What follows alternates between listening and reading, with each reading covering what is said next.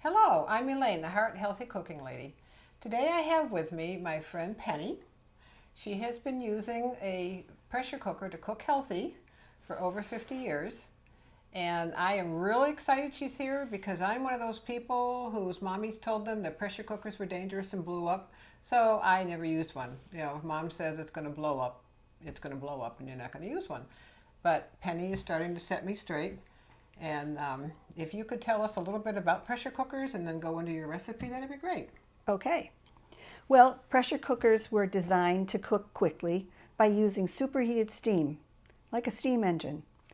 But in order to do it safely, you have to have a lid that's going to stay on really tight, and you have to have certain things in it so that your liquid will reach the right temperature.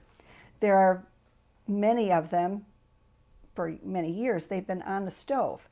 Recently, the last couple of years, there have been some electric ones developed. This is an electric one. The advantage of an electric one is you can set it and forget it because it will bring it up to pressure, bring the food up to pressure. It will cook it for the allotted amount of time that you've set it for, and then it turns off. The pressure reduces, but it keeps the food warm. So you can be in the garden, you can be at the movies, any place you want to be, and it will be taking care of the meal. And it doesn't turn the meal to mush sitting here keeping warm.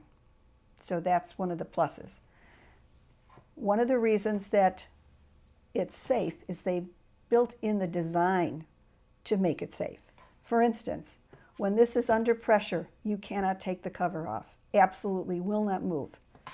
When it's not under pressure, you just lift it off. This is a gasket. This helps keep the steam inside.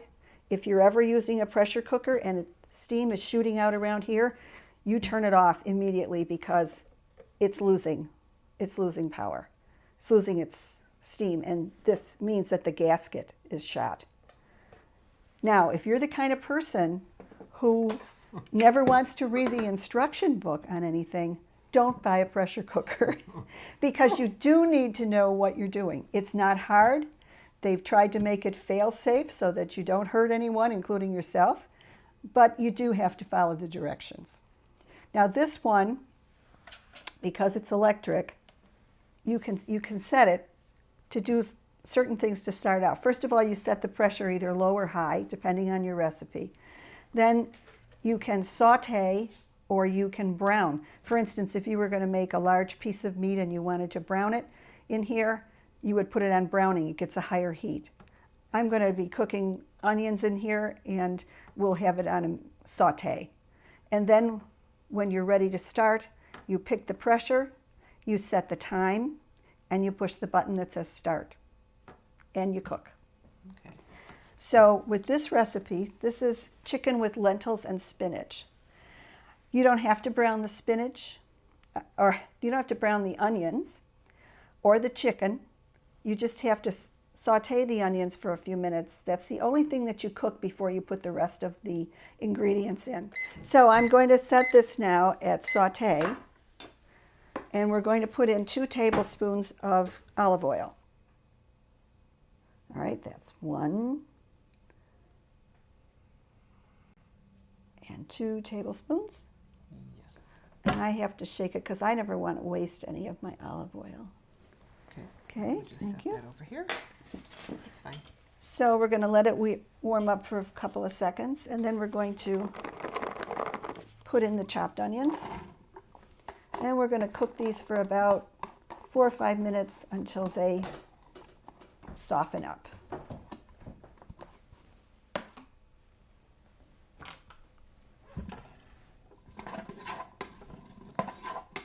So now I've made sure everything's moistened, and we'll just leave these set for a couple minutes. With the lid on and under pressure, or no, just like that? Just like this, like Okay. you would with a frying pan, or if you were making it on the stove. You Okay. just do the same thing. Yeah. Well, see you in 4 minutes then.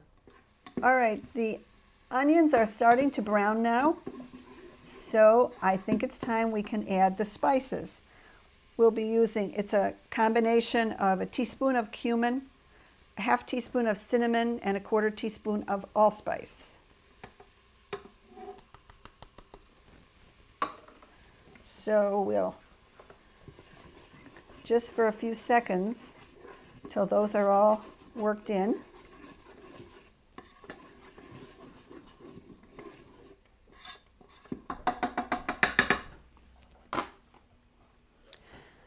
So now we begin to put in the other ingredients. So now we have here, we have a cup and a half of lentils, and these have been washed. They tend to be dusty. The cookbooks always say that they have stones in them. I've never found a stone in a lentil bag, but it never hurts to wash things. And we need to put in raisins.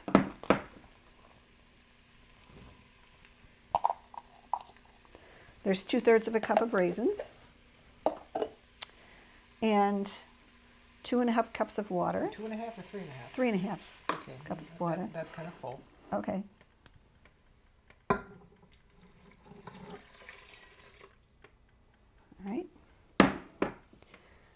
And then we stir this up. Try and get all the brown bits off the bottom. Smells good. Mm. I smell the raisins and the spices. Raisins and spices. How would it smell bad, right? Right.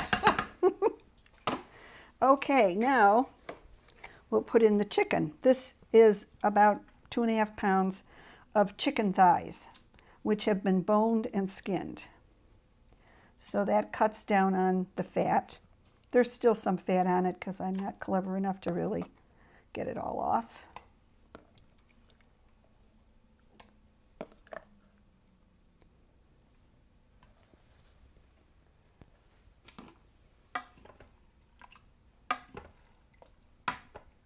So I will just stir this up a little bit more, kind of work them down.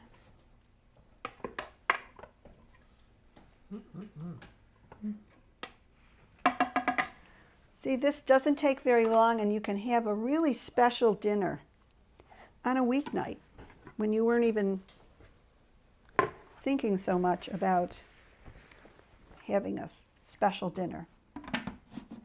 All right, so we're going to put this on and click it tight. Make sure this needs to be seated correctly. This is the pressure valve. So now I turn it off and I go back on here and I put it on high pressure. And then I set it for 9 minutes. And then I push on. So now it's cooking. So it will probably take about 15 minutes or so. So we'll come back when it's cooked. Maybe in the meantime, for a couple minutes, you can tell us about the book that you got it out of, and you were telling me about some wonderful way that she does pasta. Yes. Okay, this is a book called Cooking Under Pressure by Lorna Sass. And How do you spell that last name? S-A-S-S. Okay. This woman has written several books about pressure cooking, and she's come up with some wonderful innovations in cooking some things that you supposedly can't cook in a pressure cooker. For instance, pasta. That was always one of the no-nos because pasta, when it boils, it foams up. And, you know, if you've been doing it on top of the stove, you know you can have a big mess. So what she does with this recipe that's in here, it's a macaroni, beef, and tomato sauce kind of casserole. Puts all the ingredients in the bottom. She puts the macaroni in, and then on top she puts the diced tomatoes and covers them completely. And you do not stir it. You leave it with those tomatoes on top. When it's done, everything is done perfectly. It takes about 10 minutes. You've got a huge casserole, great to take to a potluck or feed the whole family. And it hasn't foamed up because those tomatoes were on top. And there's lots of wonderful things that she's got beef à l'orange, lamb stew with peppers, celery soup with anise seeds. She's got all kinds of things in here, different courses of the dinner. And it's available at your local public library, or you can buy it. Wow. I like to get books from the library, and then if they're worth buying, I go and buy them. Absolutely. Yeah. Absolutely. Okay, great. Well, we will see you in a few minutes. Okay. I forgot to put the carrots in, just Okay. like we were likely to do at home. So I looked at the pressure cooker. It's not under pressure yet. The little gauge has not popped up here. So I just turned it off, and the cover should come right off. Yes. Ah, sweet. Sweet. Now Oh, it's just- warm. Yeah, it's warm. I can see it burbling a little bit. Right. So these carrots are to go in right on top without being stirred or cut.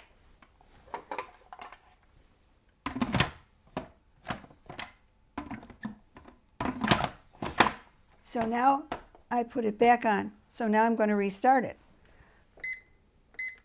Putting it under high pressure, and the time, still make it 9 minutes, and start.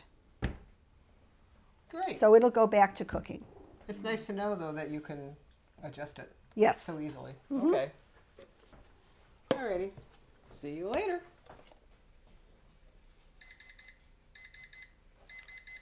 All right, pressure cookers let me know that the time is up. So it's already started to depressurize. But this recipe says we have to release the steam immediately. So I'm going to turn it off. And this is where how we let out the steam.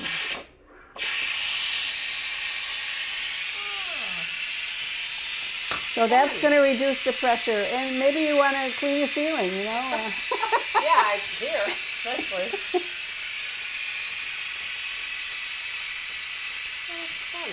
And you, of course, don't get anywhere near that because that's very hot steam. So did you figure out the trick of using the spoon on your own, or did it say that in the instructions? Because you could burn yourself if you just... Oh, yeah, it did say to use something Oh, okay. because you didn't want to get hit by the steam. Yeah, that was in the directions. This spoon is impervious, so it's the one I use the most. When it's down, yes, two things are going to happen. See that click? There was a little clicking noise. That little red indicator there has popped down. Yes, I can see. Okay, so we should be able to take the lid off now. Yes. And the outside isn't hot at all. No. Sweet. Okay, so first thing we do is we cut up those carrots that were sitting on top. Look at that. And notice how the lentils are all cooked nicely. One of the nice things about lentils is they're the legume that cooks the quickest and you don't have to pre-soak. All right, so now I'm going to turn it back on so it gets warm. All right, well, it's on anyway. And we're going to put in this spinach. This is defrosted, 1 package of chopped frozen spinach. You can also use fresh spinach, of course. And we're going to just spoon everything up, get the spinach incorporated, and in about 2 minutes that spinach will be cooked. We also want to add some ginger.